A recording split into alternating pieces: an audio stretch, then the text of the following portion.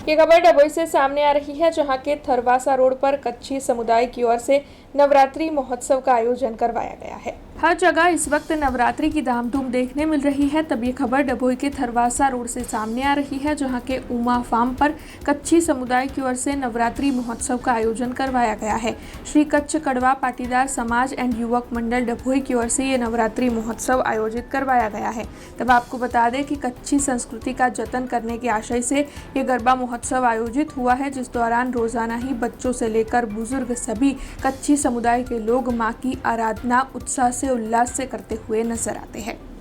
श्री कच्छ कड़वा पाटीदार डभोई समाज एंड युवक मंडल आयोजित अहींया 46 વર્ષથી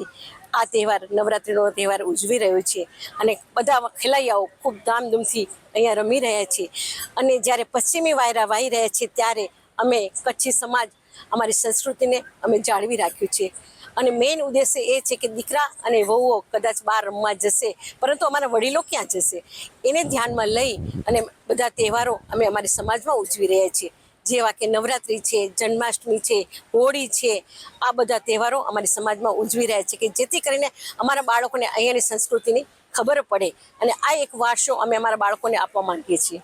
અમારા તો અહીંયા 2 તાળી છે, 3 તાળી છે, દોઢિયું છે, ટીમલી છે અને ખાસ જે વાણીઓ છે, અમારી કચ્છની રમત જે ફેમસ છે રાસ અને વાણીઓ, એમાં વાણીઓ છે એમાં જોવા લોકોને પણ મજા આવે છે અને રમવાવાળાને પણ ખૂબ મજા આવે છે અને ખેલૈયાઓ આ રમત ખૂબ ધામધૂમથી રમી રહ્યા છે। શ્રી કચ્છ કડવા પાટીદાર સનાતન સમાજ એન્ડ યુવક મંડળ આયોજિત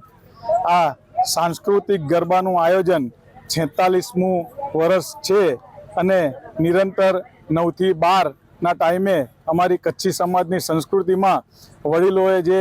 સિસ્ટમથી ગરબા કર્યા છે એ સિસ્ટમથી રાસ ગરબા અને 3 તાળીથી બધી જ રમત અહીંયા ગાડી બધા સાંસ્કૃતિક રીતે અને એકદમ વ્યવસ્થિત સંસ્કૃતિની રીતે રમે છે અને 9 થી 12નો સમય છે। ખાસ અહીંયા ગાડી અમારી કચ્છની 3 પ્રકારની રાસ અને અહીંયા ગાડી જે બીજા દોઢિયુંને જે રમે છે એ અહીંયા ગાડી એકદમ સંસ્કૃતિની રીતે અને સારી શિસ્તબદ્ધ રીતે રમવામાં આવે છે। हमसे जुड़े रहने के लिए हमारे YouTube चैनल को सब्सक्राइब करें और नई वीडियो की नोटिफिकेशन के लिए बेल आइकॉन को दबाएं।